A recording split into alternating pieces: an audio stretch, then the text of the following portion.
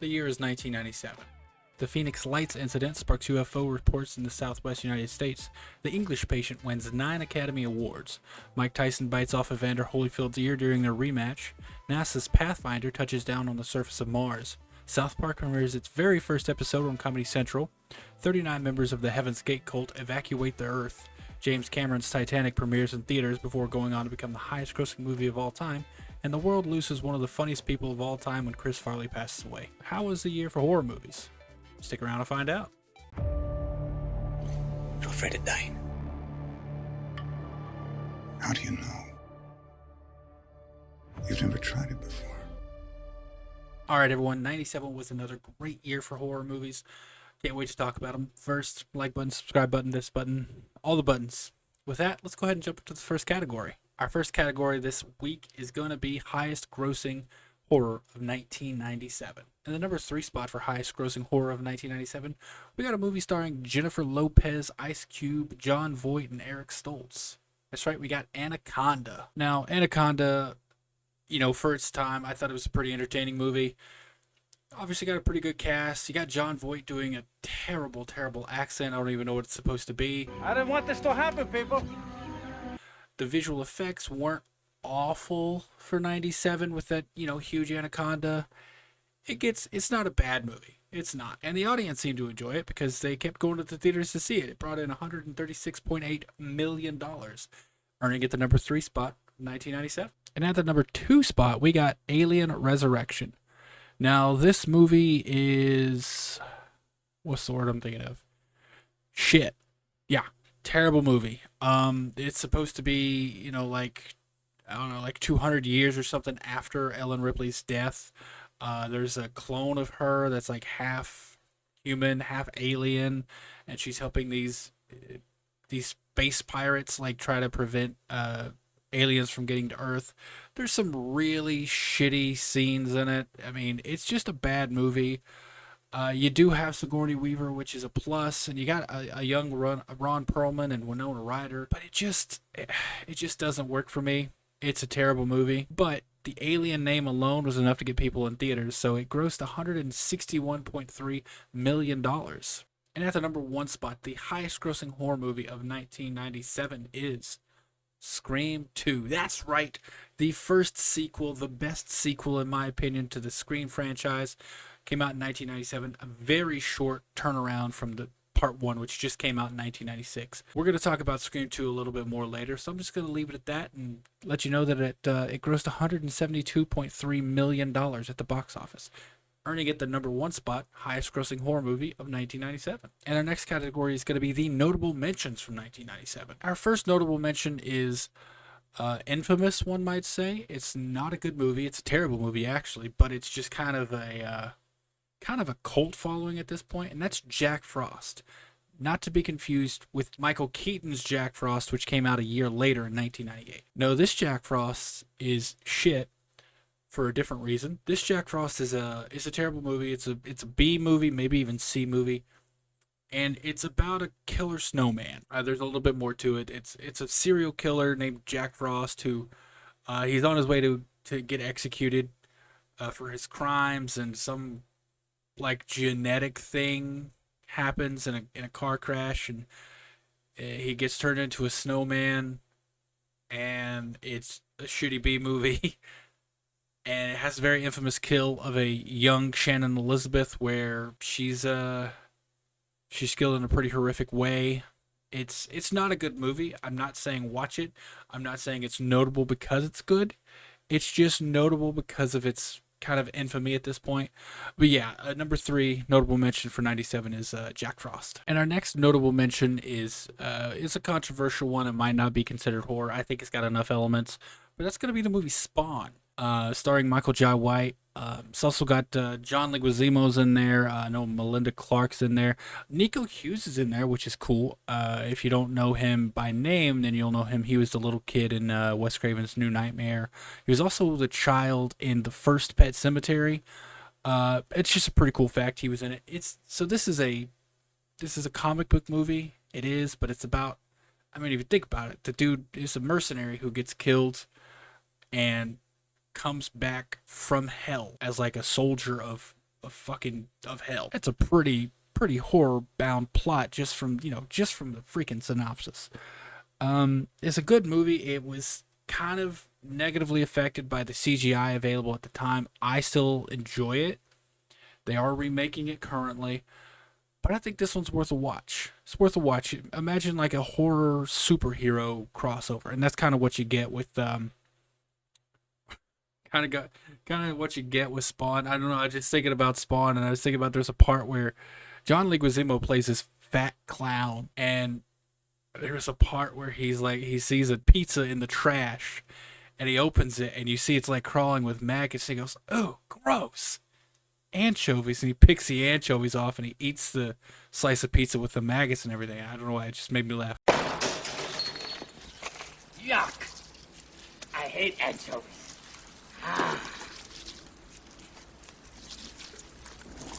But there you go. That's my number 2 notable mention for 1997, and that's Spawn. All right, and the third and final, or first and final, however you want to phrase it, notable mention for 1997 is American Werewolf in Paris. A lot of people dislike this movie. Obviously, it's a kind of remake / reimagining of American Werewolf in London.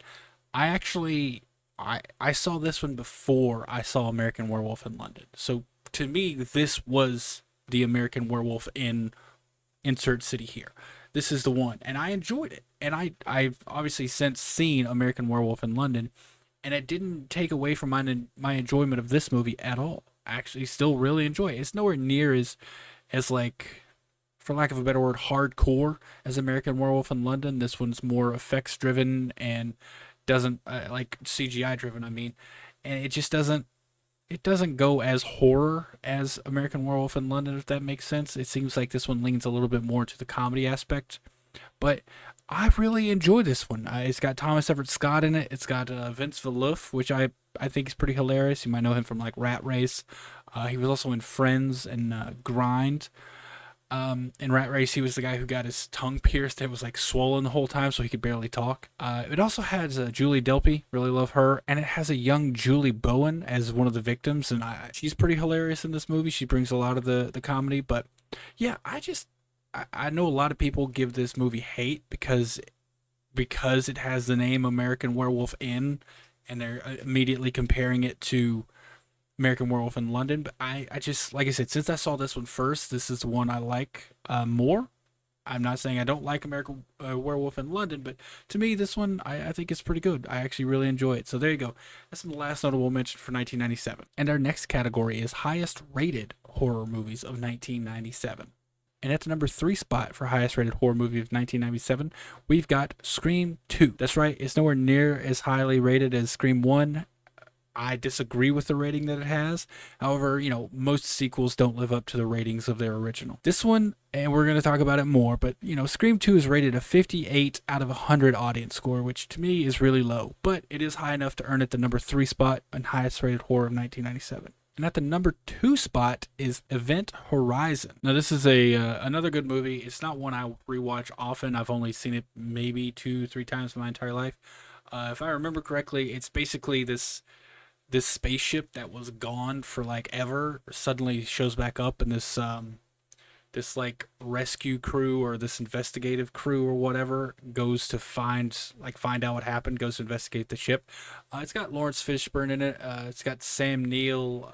It's got Jason Isaacs. I think it was directed by Paul Anderson. It's a pretty good horror movie, just not really my cup of tea, but a lot of people seem to like it because it's got a 61 out of 100 audience score, just edging out Scream 2. And the number 1 highest rated horror movie of 1997 is a movie I have not seen. It's a movie called Cube. Now, like I just said, I haven't seen it, but went to IMDb to look up some information about it. The synopsis basically says, a group of strangers awaken to find themselves placed in a giant cube. Each one of them is gifted with a special skill, and they must work together to escape an endless maze of deadly traps.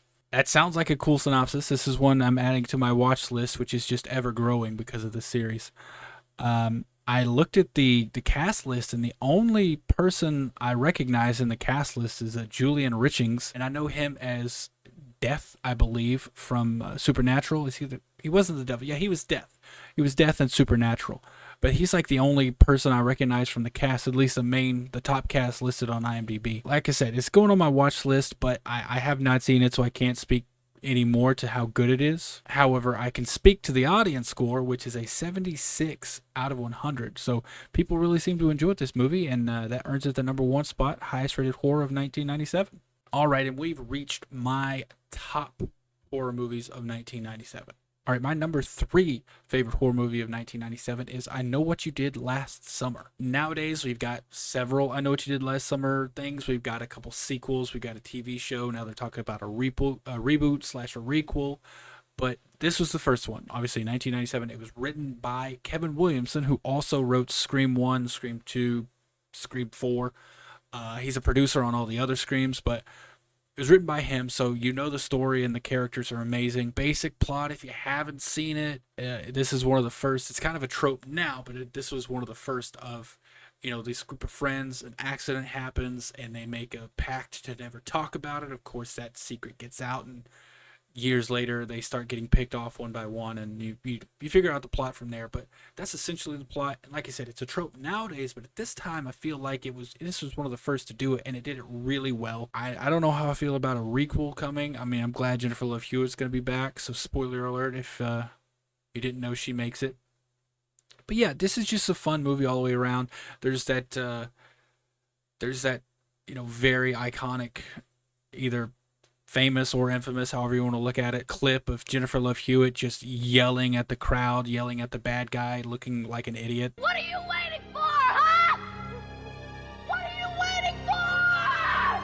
That's kind of funny. It's been overdone and parodied and a lot of different things. What are you waiting for, huh? What are you waiting for? What are you waiting for? What am I waiting for? What am I waiting for? What are you waiting for? You! This was where that came from if you didn't know.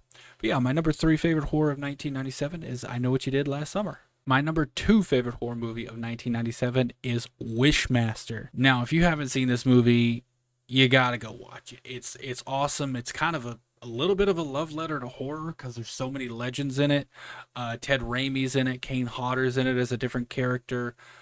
Vern Troyer is in it. There's a lot of people in it, but it stars Andrew Divoff and Tammy Lauren. So Andrew Divoff plays this like demonic figure. I think he's supposed to be a djinn, but essentially he comes back and he has to grant someone 3 wishes in order to summon like the rest of the djinn or whatever to Earth.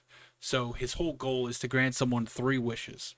And it's harder to do than you would expect, but I remember seeing this movie growing up, and there's this one scene where this dude, is like homeless guy comes out of a convenience store because the owner kicks him out. You'd only get cancer and die.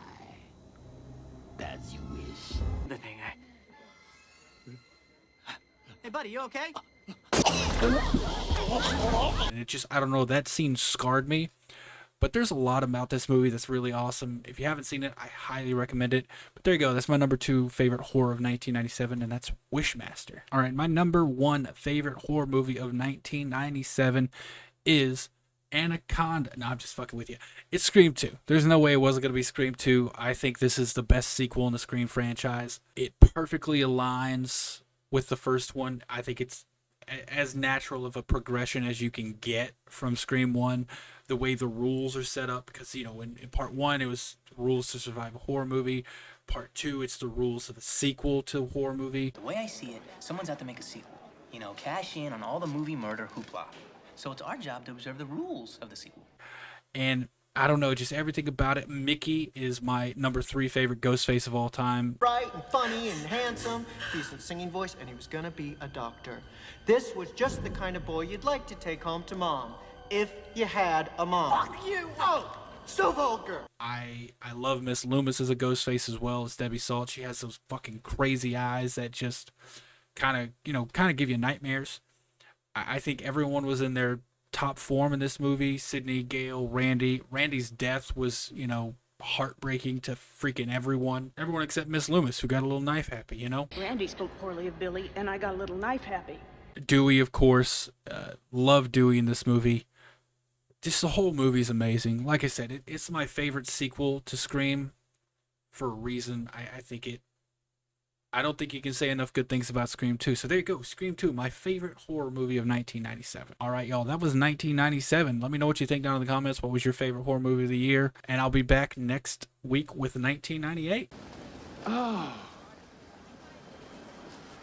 I hate goodbyes.